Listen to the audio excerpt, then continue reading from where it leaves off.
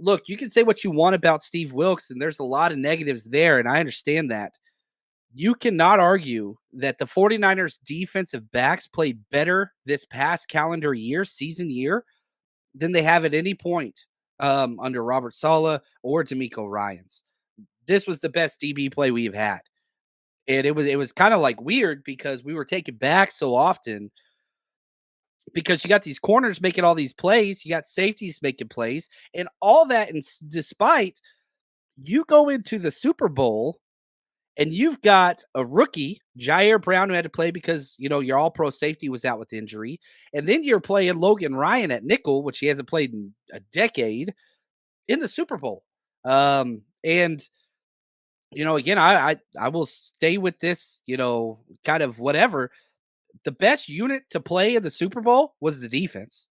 I don't think that's debatable. The best unit to play in the Super Bowl was the defense. Way better than the special teams, which was terrible and I think cost us big time, and way better than the offense with the turnovers and all that stuff. So, not that this is like a blame thing or whatever, but I do like the look at the way the roster's built. You've got Nick Bosa, you've got Javon Hargrave, you've got Armstead. That's three long in the tooth, well-established, highly successful players on the defensive line with Chris Kusarik, right? Look at the linebackers. Yeah, Fred Warner. Linebacker number one, baby. Yeah, Dre Greenlaw, who I expect to come back, relatively early. Might miss the first month of the season with the Achilles, but he's young. I think he's going to bounce back just fine. You've got two top, I'd say, six linebackers in the NFL right there with Johnny Holland, who has the most coaching experience on the staff at the linebackers. Now you look at the DBs.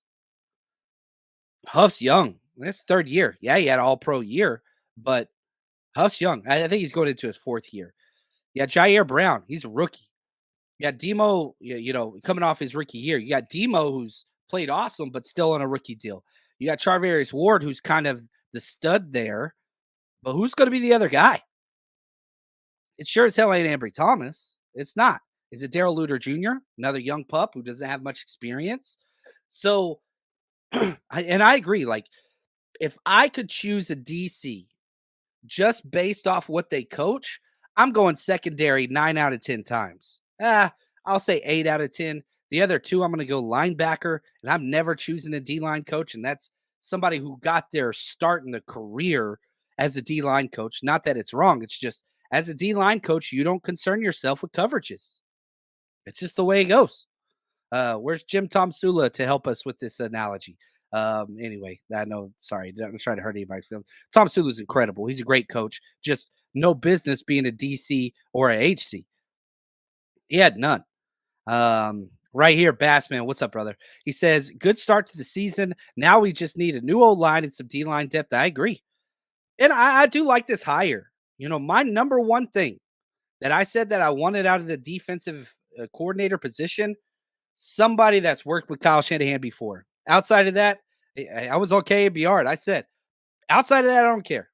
Somebody that knows Shanahan and can put up with that dude's micromanagement. It's the head coach. He can run it how he wants, but that's what he needs. Somebody that's worked with him before. Sorensen checks that box. He's been there for 2 years. Defensive backs coach. We'll go through. Let's do that now. Why not? Who is Nick Sorensen? If you don't know, as a player, went to Virginia Tech, was a stud there. One of the things I thought was interesting, he was recruited as a quarterback to Virginia Tech. And guess who convinced him to change his position to defense? Michael Vick. Just nobody. Just a Michael Vick guy. Which I thought was really, really cool. So he played for Virginia Tech, was awesome there. Goes to the NFL as a safety, but really just a special teamer. He played for Miami in 2001, the Rams for a couple years, and won a Super Bowl there with the Rams. And then Jacksonville Jaguars, he was there for 4 years. Cleveland Browns for 4 years. Special teams. He's never started a game defensively in his NFL career. He's a special teams. He's George Odom on steroids. That's who he was as a player. Then, as a coach, and I think that this is kind of what's important about him, he goes to Seattle Seahawks as just a special teams coach. And he's coached special teams more than he's coached defense. The 49ers' new DC has never called, this is the negative, never called a defense in his life at any level. Never. That's an issue. Now, let's be very honest.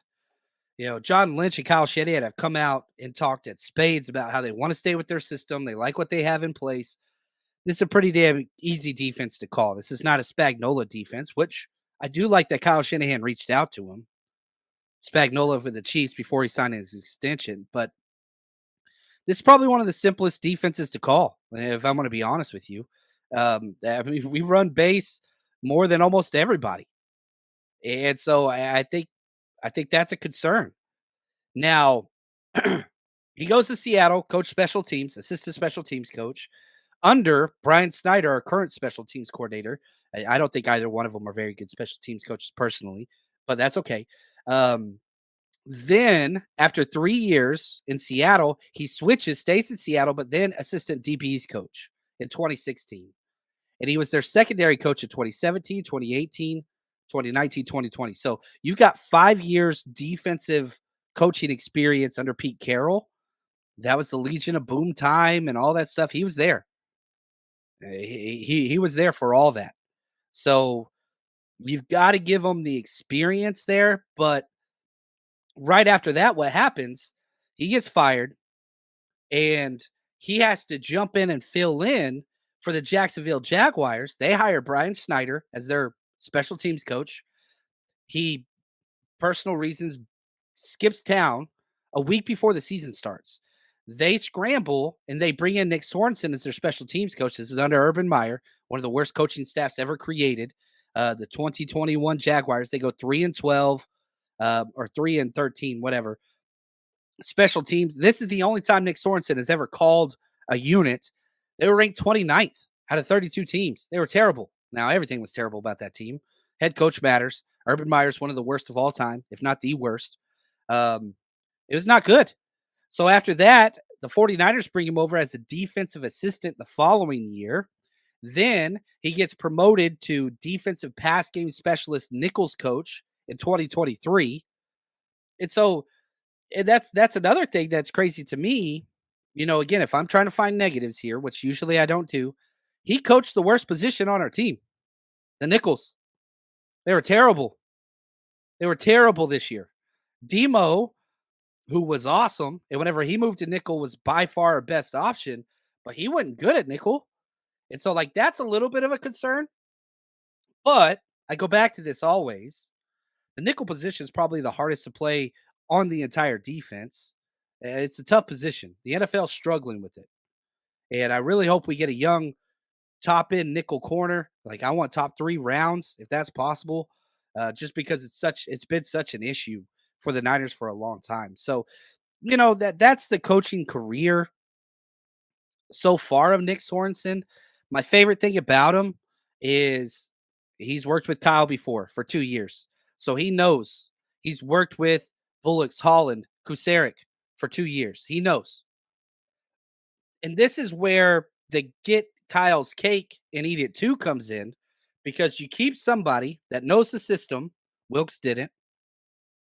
And has experience with our players, with our coaches, and with Kyle, most importantly. So that's 2. Then you bring in somebody outside with a lot of experience, not in our system. And so it's a little bit straddling the line.